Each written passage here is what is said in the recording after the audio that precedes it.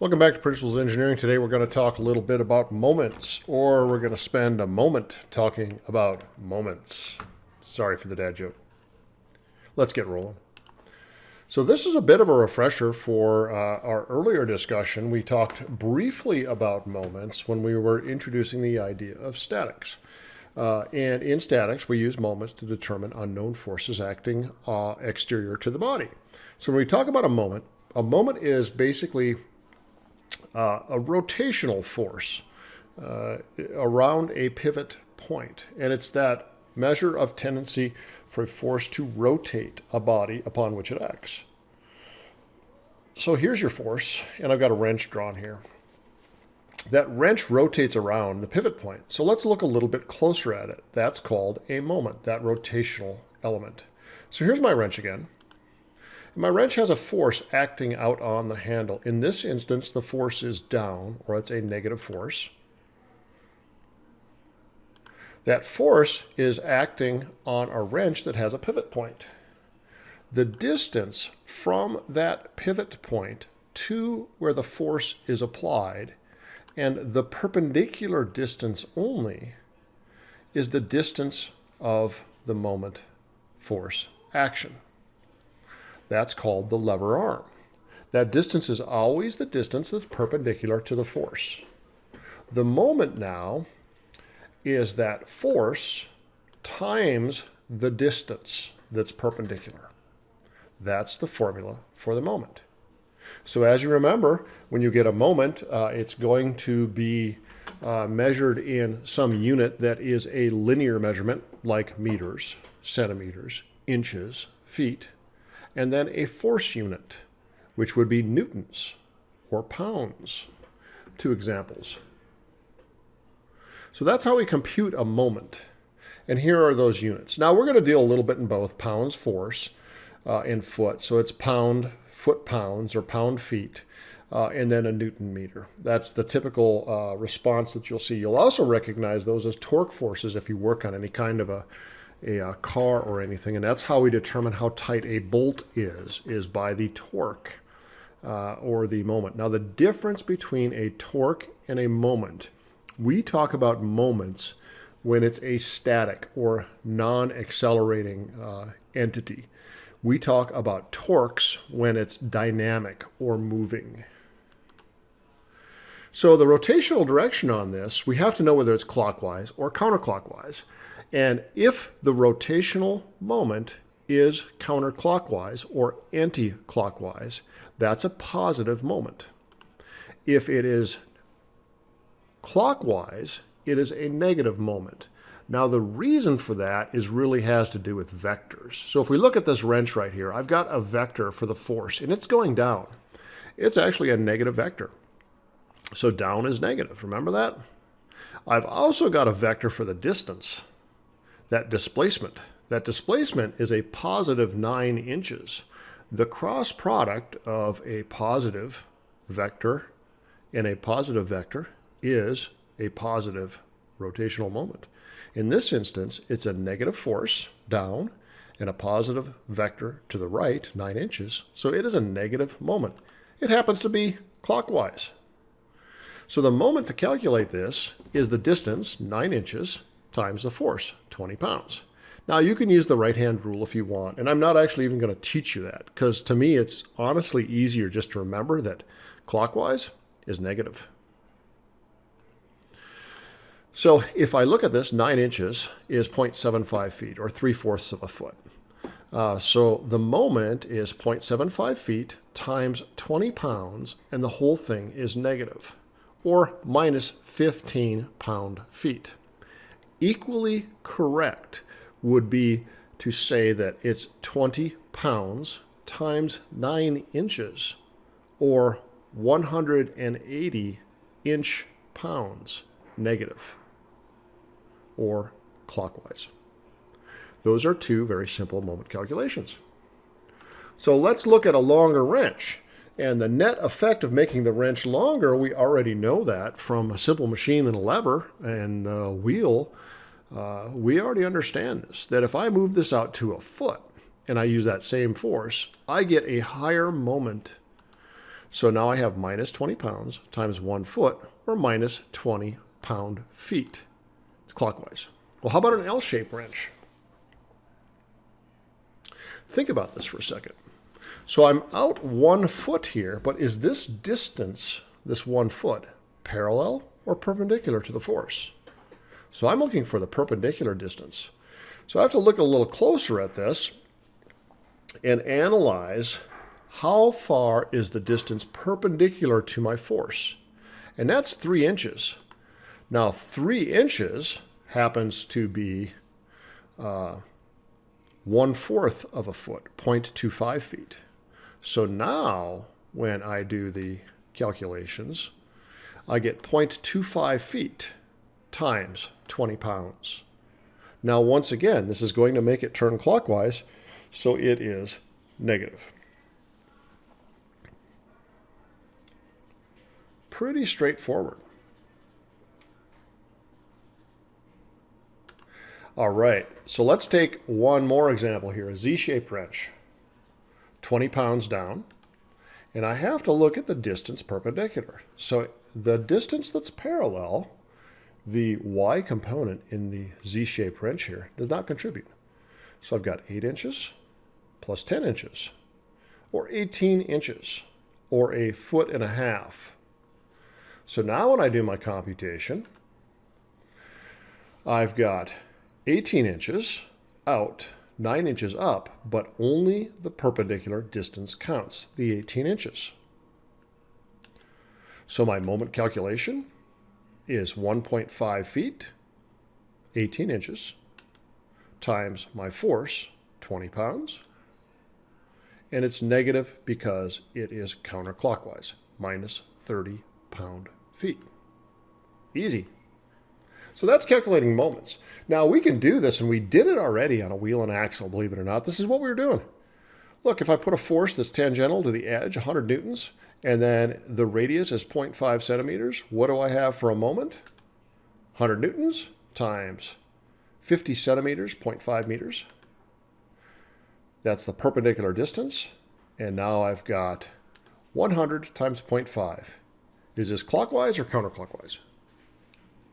Yeah, it's going to be counterclockwise. So it's going to be positive 50 Newton meters. Easy. All right, so let's take a look at one that's not so easy. What? Who would pull on a wheel like that? 50 degrees off angle. Well, now I got to do some trigonometry. And what I have to do is find the component of this force that is perpendicular, or in this instance, the y component. So F sub y here would be the cosine of 50 degrees times 100 newtons. Or I'm sorry, the sine of 50 degrees times 100 newtons. It's the opposite. So all I got to do to find that vector, F sub y, is 100 newtons times 0.766. That's the sine of 50.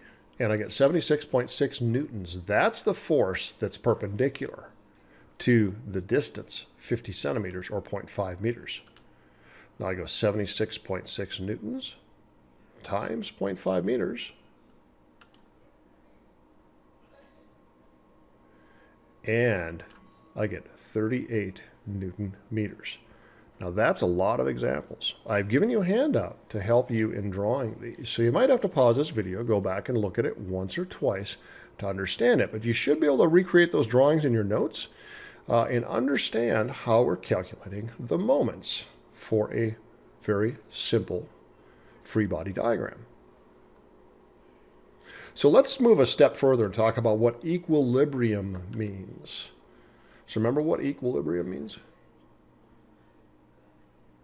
Yeah, equilibrium means that it's unchanging in acceleration. Now, in equilibrium about the moments, that just means that either the object is not moving or it's rotating at a constant speed. Now, we're going to look at the case of trusses and structures, and they're not rotating at all. So in either case, the object is not rotating about any point on the object. static equilibrium for rotational moment. So let's take a look at something a little more complex. And we have to add up all the moments on an object. And that's what this formula means. It's just saying that the sum, sigma, of all the moments about any rotational point where there's a force equals to 0. So if I have 3 moments or 3 forces applied to a truss, I'm going to have a moment where the first force is applied, the second force, and the third force. Those all have to add to 0. Now when we add them, we assign the value. Negative for clockwise, positive for counterclockwise. So let's look at a seesaw. Hey, you did this already. You did this before the break. We looked at a seesaw in the little exercise that we did. And if I want this thing to be static or sitting stable, and I put 2 teddy bears on it, if they're equal weight and equal distance, it balances. But now I got big teddy bear and little teddy bear. So you're sitting on this with your little brother or your cousin or something. And you're like, man, if I sit on the end of the teeter-totter, he goes up in the air and he never comes down. Now, intuitively, we know the answer is to slide closer to the pivot point. The mathematics behind it are moments.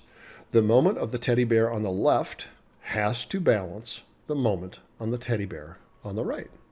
So if we know that teddy bear on the left is 4 feet across, and that teddy bear weighs 25 pounds, so it's probably a real bear. Nah, it's a teddy bear. That's pushing down 25 pounds at 4 feet. That's creating 100 foot-pounds or pound-feet of moment that is going clockwise. No, counterclockwise. Now on the right side, if I know that this teddy bear equals 40 pounds, I now need to calculate the distance right here, where 40 times the distance d would equal to 25 times the distance 4, or static equilibrium. So I don't know what D2 is. Now the math is pretty simple. I just say the sum of the moments equals 0. So in this instance, I say M1, which is the left hand, plus M2, the right hand moment, has to equal 0. Now, I'm just telling you, if it's clockwise, it's negative. A lot easier than using the right hand rule. Okay, so now all that I'm saying is that M1 is going to be a positive counterclockwise rotational moment, and M2 is going to be a clockwise or negative moment. That's all that this is saying. So M1 is equal to the inverse of M2. So now all I really have to do is do the math and say D1 times F1, or 25 pounds times 4 feet, has to equal 40 pounds times 2 feet. When I do this math, I can solve for D2. And it actually is D1 times F1 divided by F2 is equal to D2. And when I solve that, I get 2.5 feet. My quick check for that is 40 times 2.5 equal to 100. Yes. So 40 pounds times 2.5 is 100 foot-pounds. 25 pounds times 4 feet is also 100 foot-pounds. So I'm in static equilibrium. Pretty straightforward, the seesaw. Now we can get a little more complex and look at a beam. So here's a beam that's supported. And I've got point A and point B. Now there are 2 vectors that are supporting this beam going up from A and B. So remember that for free body diagrams, right? I also have a mass at C, 3 feet in. Now if that mass equals 35 pounds, and I've got a reactionary force A at point A in the y direction, and a reactionary force at point B in the y direction, that's what this symbology means. Reactionary force at B in the y direction. Reactionary force at A in the y direction. I know 2 things here. From my free body diagram experience, I know that A plus B in the y direction has to equal the vector F sub c, don't I? But what I don't know is how those two are distributed. So I can use the moment calculation to arrive at that answer. So look at the distances. I've got 3 feet measured from point A to point C. So I'm making a moment that arcs down and clockwise around point A. Now B is providing a counter to that moment, this reactionary force at B. It's pushing up, and its moment lever arm is 10 feet. What about RA at Y? Is that making a moment of rotation around A? Think about it for a second. And the answer is no, it's not. And the reason it's not making a moment around A with a force at A is the distance is 0. So the moment is the force times the distance. So the moment from this force vector, RA sub Y, around point A is 0 because the distance is 0. So let's solve this thing. So I'm going to use A as my rotation point, my pivot point, and I'm going to solve for RBY. And all I'm going to say is the summation of moments has to equal to 0. So the moment at B plus the moment at C has to equal 0.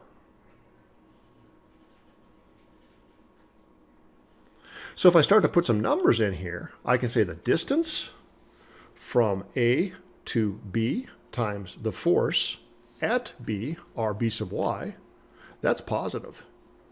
That has to equal the negative of the distance from A to C, 3 feet, times the force at C, which is negative 35 pounds down. So when I start to put these numbers in, I get 10 feet, this distance from A to B, times the reactionary force at B in the y direction, has to equal 3 feet, the distance from A to C, times the force, 35 pounds, at C. When I plugged through this, I actually get an answer that's 3 times 35 divided by 10. And that resolves itself out to 10.5 pounds. Now, you always want to ask yourself, does that make sense? And it does make sense from the simple machines that you learned. And that simple machine just said that, hey, I need less force out here with my wheelbarrow handle than I need in the wheelbarrow basket, don't I? So that 10.5 pounds makes perfect sense. Now, I could take the next step here. And the next step here would be to say, hey, if this is 10.5 pounds, RB at Y, I can find RA at Y, can't I? Because I know that 10.5 pounds plus the reactionary force at A in the Y direction have to add up to be 35 pounds. That's starting to solve some trusses using that moment calculation. So now I can find RA at Y, that Y is clipped off a little bit, and just say it's 35 pounds minus 10.5 pounds, 24.5 pounds. It is positive because it is going up, as the green arrow shows here. Pretty straightforward. Well, we can always make it harder. So let's look at this one. On the left-hand side, I've got a pin at A. On the right-hand side at D, I've got a roller drawn a little weird, not the way I'm going to draw them for you in class. I've got a force right in the middle, 600 pounds going down, and another force at B going right. Now I got to solve this thing. And what I'm going to do is replace my forces, or replace my pin and my roller with reactionary forces. So the reactionary force at A in the X direction, because it's a pin, and there's a reactionary force at A in the Y direction, because it's a pin. That supports those two forces. Now the roller only supports one, and that's reactionary force at D. So right off the get-go, if I looked at this, and I asked you a question, hey, what is the value of RA at X? Look at those forces. It's pretty easy to see that there's only two forces working in XY here, or in the X direction, isn't there? There's RA at X and FB. So if I was going to say that the forces in X framework have to equal 0, I would say that RAX is equal to 500 pounds to the left, or minus 500 pounds. I'm going to look at the moments now for a second. So when I say that the sum of the moments has to equal 0, this just means the moment at D minus the moment at B minus the moment at C has to equal 0. So when we look at this, I need to kind of do some math here and figure out the moment arms. So my moment arm for the moment at B is 12 feet times 500 pounds. So if I want to solve for the force at D, I set up the equation. The moment at D equals the moment at B plus the moment at C. Now I know this is going pretty fast, so we'll let it conclude here, and we'll go back through some of the math. All that I have to say is this force at C, 600 pounds, acting at 24 feet, is a clockwise, and this force, 500 pounds, acting at 12 feet, is clockwise. These two clockwise forces have to be neutralized by the force at D pushing at 24 plus 8, 32 pounds. That's all that that's saying. So when I go through and solve this, I just say that the moment at D has got to equal to the counterclockwise moment has to equal to the two clockwise, moment at B and the moment at C. I set up the formula and I solve for the unknown, which is the reactionary force at D, 640 pounds up. Now, hopefully, that makes sense. So we'll do a couple of examples in class, and then we'll turn you loose on one more problem. So that's the moment. The big picture on the moment is, remember that clockwise is negative. Also remember that we look at the sum of the moments has to equal 0 in order for the body to not be accelerating in rotation. So let's take a break. You can go back through this video if something was difficult for you while you were copying down the problems or the samples. If you're comfortable, you can move on to the exercise. Thanks for watching.